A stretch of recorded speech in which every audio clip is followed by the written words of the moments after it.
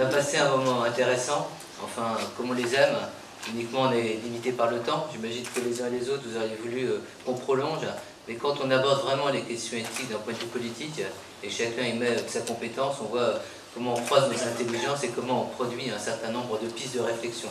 Donc soyez rassurés, Roselyne Bachelot-Narquin le sait bien, nous sommes des gens résolus et on prolongera la réflexion dans notre domaine de compétences. J'espère qu'on aura d'autres occasions de rencontres avec Fondapol, parce que vous nous avez inspirés les uns et les autres.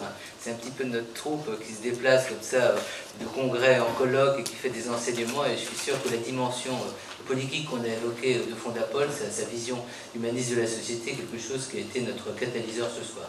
Je vous donne la parole et dans un instant, Madame la Ministre va nous faire sa conclusion. On l'attend avec impatience. Merci beaucoup. Moi, je serai vraiment très bref pour ne pas prendre de temps sur l'intervention de Madame la Ministre, que nous remercions beaucoup pour sa présence ici ce soir et pour le propos qu'elle va tenir devant nous.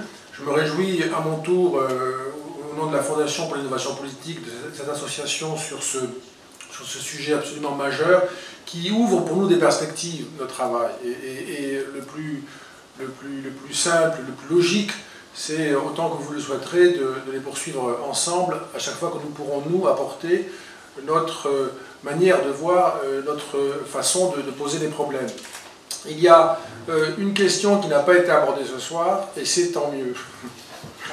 Parce que c'est la question qui fait quand même les difficultés aussi de cet aspect, de ces sujets, et qui est la question des moyens.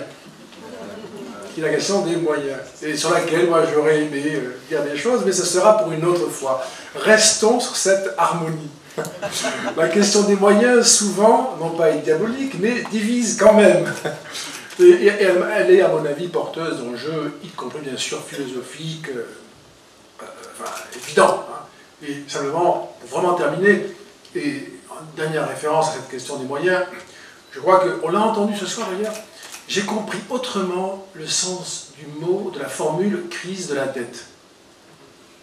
Je pense que nous avons ce soir évoqué une certaine crise de la dette, qui n'a rien à voir avec la dimension financière, mais qui a à voir avec une certaine difficulté dans laquelle nous nous trouvons aujourd'hui de rendre à ceux qui nous ont aidés ou qui ont aidé tous ceux qui font partie de cette communauté, de leur rendre ce qu'ils ont fait pour nous, même si nous ne les connaissons pas, et je dirais même, non pas surtout, mais enfin, c'est une autre relation hein, que de le rendre à ceux que nous ne connaissons pas, et on en sait l'importance et la qualité singulière. Et donc j'ai entendu ce soir résonner, pour la première fois pour ce qui me concerne, la signification fondamentale de la crise de la dette, qui nous amènera une autre fois à parler des moyens. Merci beaucoup. Madame la Ministre, je suis heureux de vous passer la parole.